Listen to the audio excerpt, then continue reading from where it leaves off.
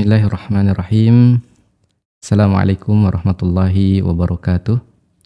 Alhamdulillah wassalatu wassalamu ala Rasulillah wa ala alihi wa ashabihi wa mawalah. Rabbi shrah li sadri wa yassir li amri wahlul 'uqdatam min lisani yafqahu qawli. Ya Fattahu ya Alim. Subhanaka la ilma lana illa ma 'allamtana innaka antal alimul hakim. 'Allamal insana ma lam ya'lam. Sahabat El-Shifa yang dimuliakan Allah Subhanahu wa taala, alhamdulillah pada kesempatan yang berbahagia ini kita dapat bertemu kembali dalam kajian kita Sajadah El-Shifa. Mudah-mudahan Allah Subhanahu wa taala memberikan kita keberkahan ilmu dan mudah-mudahan ilmu yang kita dapatkan bisa bermanfaat untuk kebahagiaan kita di dunia maupun di akhirat. Amin ya Allah ya rabbal alamin. Sahabat El-Shifa yang dimuliakan Allah Subhanahu wa taala, pada kesempatan kali ini kita akan melanjutkan kembali kajian kita masih dalam kitab Alfiyah Ibnu Malik. Dan tentu saja pada pembahasan kita pada kali ini melanjutkan kajian kita sebelumnya yang berkaitan dengan isim-isim ma'rifat. Yang telah kita bahas sebelumnya adalah isim ma'rifat yang termasuk dalam isim ma'rifat adalah isim alam, kemudian isim isyarah, kemudian dhamir, juga isim mausul. Nah, untuk kali ini salah satu dari isim-isim ma'rifat adalah isim ma'rifat yang dima'rifatkan dengan alif lam, ya. Kalau dalam judulnya musannif mengatakan al-mu'arrafu bi'adatit ta'rif, yaitu isim-isim yang dima'rifatkan dengan adat ta'rif, alat-alat mema'rifatkan. Maksudnya di sini adalah adat ta'rif, di sini adalah alif lam, ya, atau al.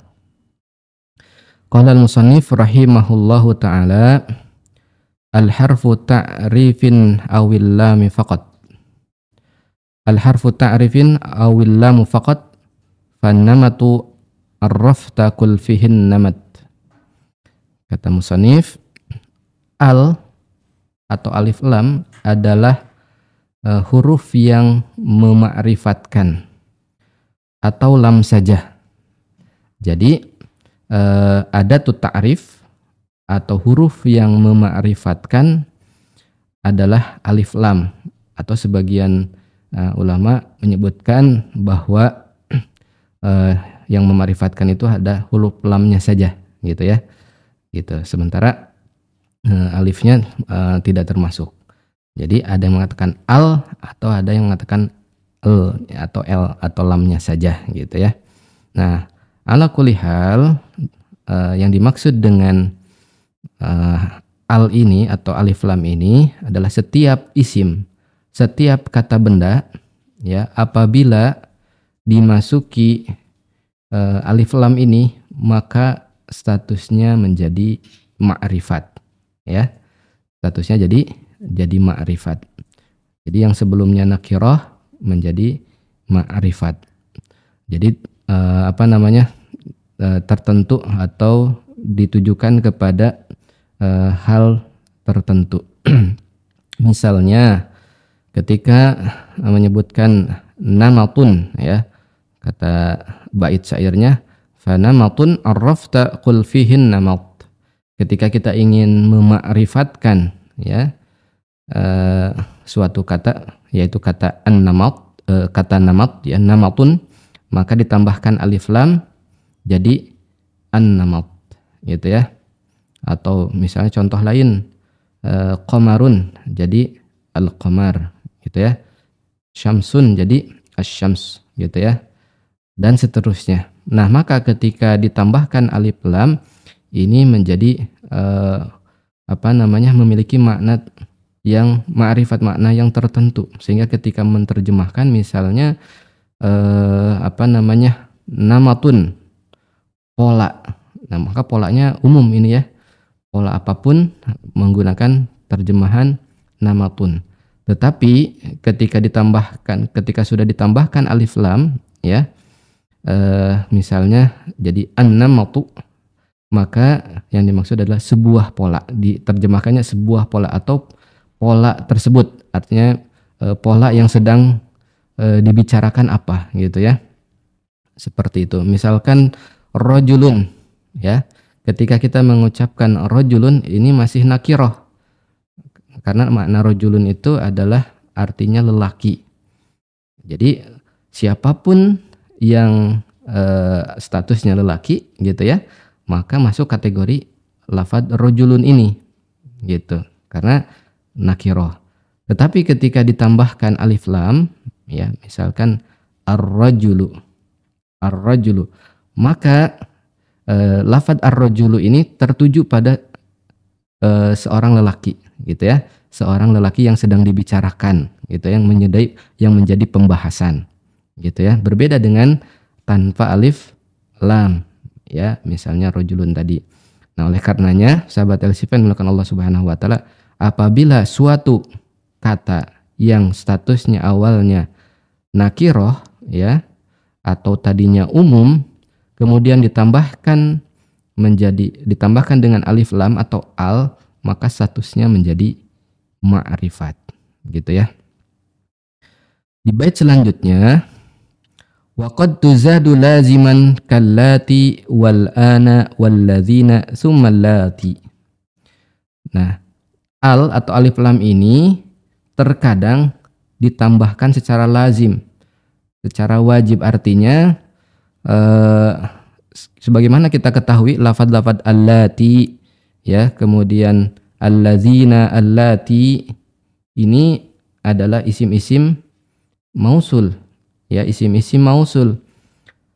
Namun kita perhatikan di situ ada alif lam.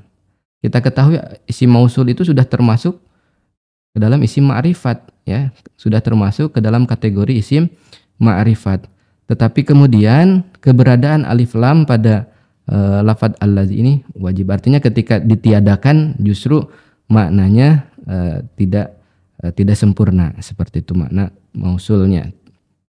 Termasuk juga lafadz al-ana ya, lafadz al-ana ini juga alif lam yang lafadz ana ini ya, an itu artinya waktu ya, waktu. Jadi ketika ditambahkan al-an ya, maksudnya adalah waktu ini, maksudnya adalah sekarang gitu ya, waktu, jadi waktu tertentu yang sudah ditambahkan alif lam ini. Nah, alif lam pada kata-kata tadi allati, kemudian al-ana, kemudian alladzina dan allati, ini sifatnya wajib, tidak bisa dihilangkan ya. Jadi misalkan lafadz allati kalau kita hilangkan lati gitu ya, atau misalkan lafadz al-ana dibilang ana, atau alladzina jadi lazina ya, atau allati jadi lati gitu ya, maka itu maknanya tidak sempurna, sehingga lafadz yang tadi disebutkan harus tetap memiliki alif lam ya, atau al. Nah, kemudian walid tirari kabanatil aubar kadza watibtan nafsa ya qaisus sari. Kemudian di bait berikutnya musannif menjelaskan tentang alif lam yang dibubuhkan kepada suatu kata ya secara darurat. Nah, ini biasanya kalau disebut darurat itu dalam hal bahasa Arab maksudnya adalah darurat syair ya, dalam bait-bait syair ya, biasanya membutuhkan kesesuaian ketukan gitu ya, kesesuaian intonasi seperti itu. Maka kemudian walaupun kata tersebut statusnya sudah ma'rifat, tetapi kemudian karena ada di sebuah bait syair yang memerlukan tambahan ketukan gitu ya, maka kemudian juga ditambahkan alif lam. Contohnya adalah banat al-aubar, banatil aubar. Ini banatil aubar ini adalah nama jamur ya. Jadi sebutan untuk jamur banatil aubar. Asalnya itu banat aubar tanpa alif lam ya. Karena Banat Aubar ini sudah menjadi nama jamur, ya. Sejatinya dia sudah ma'rifat tanpa alif lam. Jadi kalau ditambahkan alif lam seolah-olah ini adalah idofat, ya, mudhof ilaih, padahal ini adalah alam atau nama untuk jamur gitu ya, Banat Aubar. Tetapi ada sebuah syair ya kemudian membubuhkan lafadz Banat Aubar ini sehingga harus ditambahkan alif lam karena menyesuaikan dengan syairnya. Begitu juga dengan lafaz tibta an-nafsa ya qaisus sarri. Gitu ya, tibtan nafsa. Ini kalau kita perhatikan tibta an-nafsa. Ini juga dalam keadaan darurat. Maksudnya darurat itu aslinya tidak boleh ditambahkan alif lam, ya, seperti halnya yang tadi ya, karena Banat Aubar itu sudah ma'rifat karena dia adalah isim alam, seharusnya tidak boleh ditambahkan alif lam gitu. Tapi karena dalam keadaan darurat syair ya, dalam pembuatan syair bahasa Arab itu kemudian ditambahkan alif lam. Nah, begitu juga lafadz tibtan nafsa. Ya, tibtan nafsa ini maksudnya ini adalah salah satu contoh yang mana lafadz an-nafsa ini seharusnya adalah nakirah. Gitu ya. Karena apa? Karena dia sebagai tamyiz. Nah, ini pembahasan tamyiz nanti kita akan bahas secara khusus.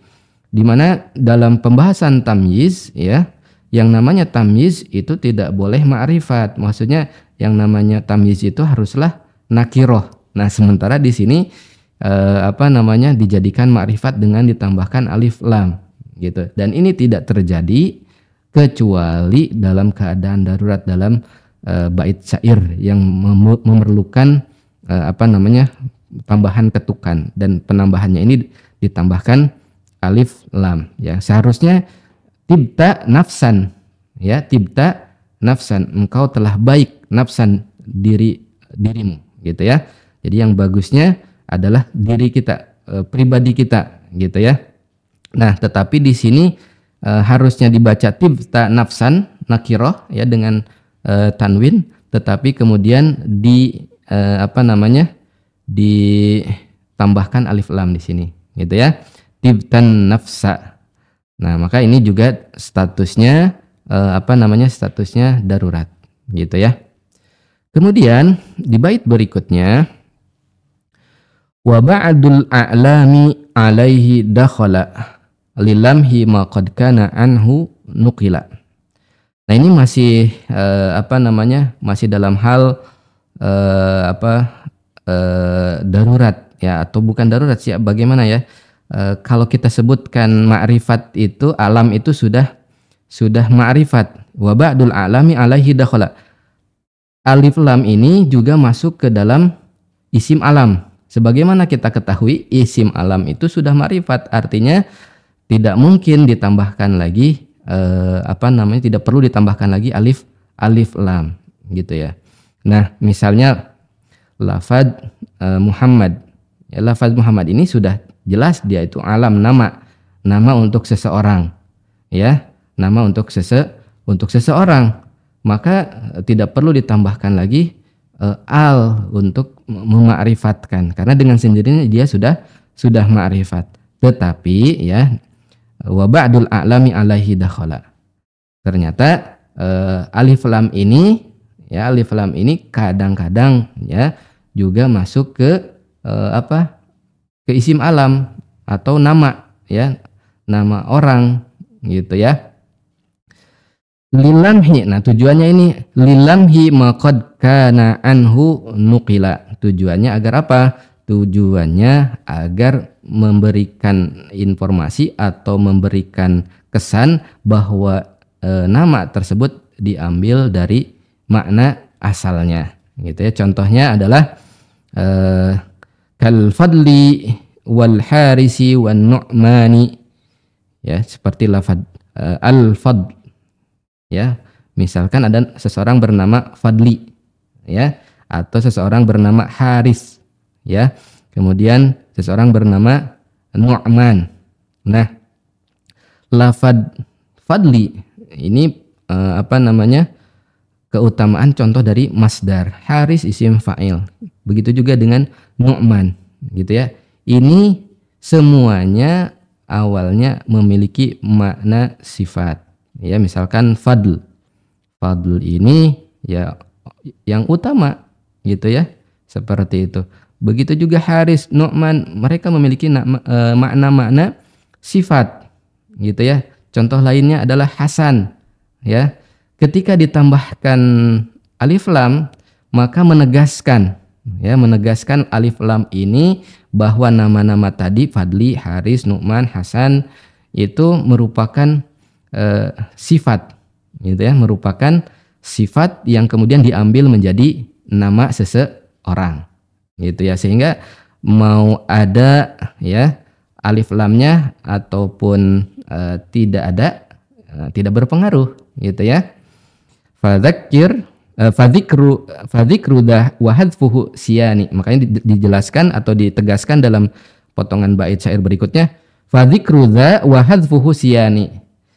Penyebutan al pada nama-nama tadi yang berupa sifat tadi ya, bermakna sifat tadi, wa hadfuhu maupun tidak disebutkan ya siyani, itu sama saja, gitu ya. Jadi ketika disebutkan fadli dengan al-fadli, itu ya, atau fadlu, al-fadlu, harisu dan al-harisu, kemudian nu'manu dan an-nu'manu, kemudian hasanu dan al-hasanu, itu secara makna ya tidak berbeda, gitu ya, menunjukkan nama seseorang. Hanya saja ketika ditambahkan al ini memberikan kesan, ya, tujuan ingin memberikan kesan sifat yang dimiliki orang atau pemilik nama tersebut, seperti itu. Kemudian di bait syair yang berikutnya, wa qad yasiru alaman bil ghalabah mudhafun aw mashhubul al kal aqabah. Disebutkan dalam bait syair di sini, wa qad yasiru alaman bil ghalabah mudhafun aw mashubu al kal aqabah. Maksudnya ma'rifat itu juga ada yang disebut dengan al ghalabah ketika ditambahkan alif lam, ya, atau ketika mudhaf. Ya, maksud apa yang dimaksud dengan ghalabah? Ya, kalau kita perhatikan, mudhaf atau lafadz yang bersama al itu terkadang jadi nama karena kebiasaan atau ghalabah, ya, seperti lafadz al-aqabah. Dalam hal ini ada suatu kata, ya, suatu kata yang ketika ditambahkan al menjadi ghalabah, menjadi nama, ya, jadi nama yang masyhur. Misalnya lafadz al-aqabah. Lafadz al-aqabah ini ketika tanpa alif lam, ya, aqabah artinya rintangan, ya. Kemudian ketika ditambahkan al-aqabah ini menjadi spesifik, ya, menjadi ghalabah untuk nama suatu tempat, yaitu al-aqabah, gitu ya, bernama tempat yaitu al-aqabah. Jadi bukan bermakna suatu rintangan, gitu ya, atau sebuah rintangan, tetapi ini ketika disebutkan al-aqabah justru menjadi spesifik nama tempat. Begitu juga dengan kata Madinah, ya. Madinah itu artinya kota, ya, artinya kota. Nah, ketika ditambahkan alif lam menjadi al-Madinah. Nah, maka apa yang terjadi? Ketika kita sebutkan al-Madinah, maka yang terbayang adalah ya sebuah tempat yang bernama Al-Madinah Al-Munawwarah, gitu ya. Nah, padahal kalau kita maknai secara biasa, gitu ya, Madinatun, kota, berarti kota apapun, ya, kota apapun itu disebut Madinah, gitu ya, sebagai bentuk antonim dari qaryah atau kampung Maka ketika ditambahkan al-Madinah juga, ya, maka layak untuk diartikan sebuah kota. Kota mana saja, gitu ya. Kota Bandung, kota Jakarta, ya, kota Jeddah, kota Riyadh. Tetapi ini terkadang juga bermakna al-ghalabah. Ketika ditambahkan al, justru tidak tidak bisa umum untuk semua kota misalnya. Tetapi ketika disebut al-Madinah, itu langsung disebutkan al-Madinah itu yang dimaksudkan adalah Madinah al-Munawwarah. Ini yang dimaksud dengan al-ghalabah. Begitu juga ya, mudhof. Ya, ketika mudhof atau idofat ini juga bermakna ghalabah. Jadi makna yang spesifik. Mana contohnya? Contohnya adalah Ibnu Umar misalnya ya. Ini kan contoh idofat ya, atau mudhof ilaih. Kemudian contoh yang lainnya Ibnu Mas'ud gitu ya. Kemudian Ibnu Abbas. Nah, ini contoh-contoh mudhof yang ghalabah. Mengapa disebutkan ghalabah? Karena sejatinya Ibnu Umar, Ibnu Abbas ya, Ibnu Mas'ud ini namanya sama ya, yaitu Abdullah. Yaitu Abdullah Ibnu Mas'ud. Kemudian Abdullah Ibnu Umar, Abdullah Ibnu Abbas. Tapi ketika disebutkan secara idofat gitu ya, Ibnu Umar, maka yang dimaksud yaitu Abdullah Ibnu Umar gitu ya. Bukan Ibnu Umar bukan anak Umar yang lainnya, tetapi ya Abdullah itu anak Umarnya yang bernama Abdullah gitu ya. Padahal Sayyidina Umar juga anaknya banyak juga, bukan hanya Abdullah saja. Begitu juga Abbas gitu ya. Tapi ketika menyebutkan Ibnu Umar, yang dimaksud anak Umar atau anak Mas'ud atau anak Abbas radhiyallahu anhum itu ya adalah Abdullah gitu. Ini yang dimaksud dengan ghalabah. Ya, di antaranya yang di dalam hal ini ya ada ta'rif, al juga idofat. Jadi ketika suatu kata diidofatkan, ini juga menjadi ma'rifat gitu ya, menjadi ma'rifat, menjadi tertentu, menjadi spesifik gitu. Nah, bagaimana ketentuannya? Wa hadfa'al dhi intunadi au tudib au jib wa fi ghairihima qad tanhazib. Dan wajibkanlah penghapus al ini jika dijadikan munada atau dimudhofkan. Adapun di selain keduanya, di selain munada dan mudhof, itu terkadang dibuang. Jadi maksudnya adalah ketika yang tadi disebutkan al yang ghalabah dan mudhof yang ghalabah ini, ketika di munada ya, ketika jadi munada, misalkan ya misalnya ya al-aqabah, ya aqabah, ya Madinah, ya Madinatur Rasul, ya Madinatur Rasul gitu, ya Madinatur Rasul, seperti itu. Dibuang alnya gitu ya. Wa hadfa al di intuna di autudib aujib. Maka wajibkanlah penghapusan al ini jika dijadikan munada atau dimudhofkan. Dan tentu saja ketika dimudhof atau diidofatkan ya tidak boleh, karena tidak boleh ditambahkan alif lam, karena dia sudah sudah ma'rifat, seperti itu. Wa fi ghairihima qad tanhazib.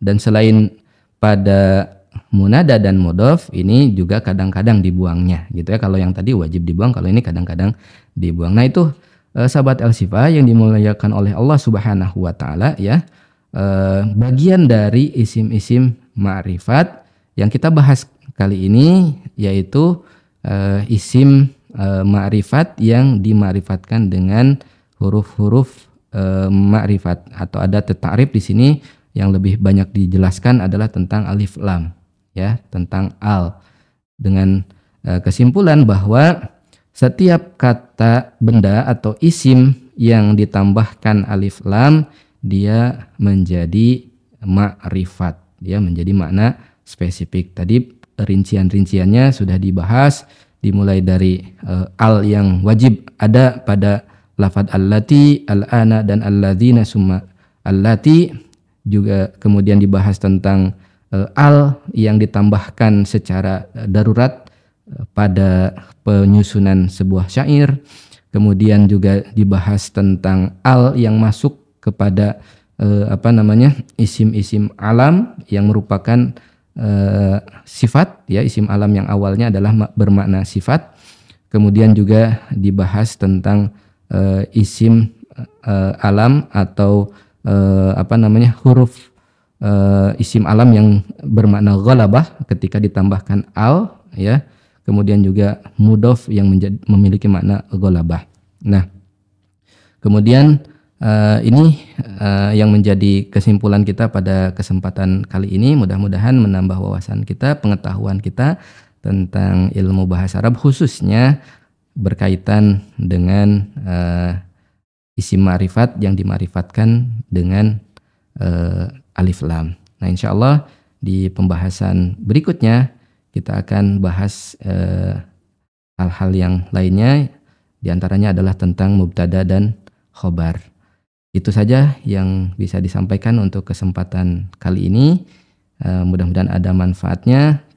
Teruslah bersemangat untuk mempelajari ilmu bahasa Arab sebagai bahasa agama kita dan juga sebagai bahasa di surga Allah Subhanahu wa taala. Mudah-mudahan ada manfaat. Assalamualaikum warahmatullahi wabarakatuh.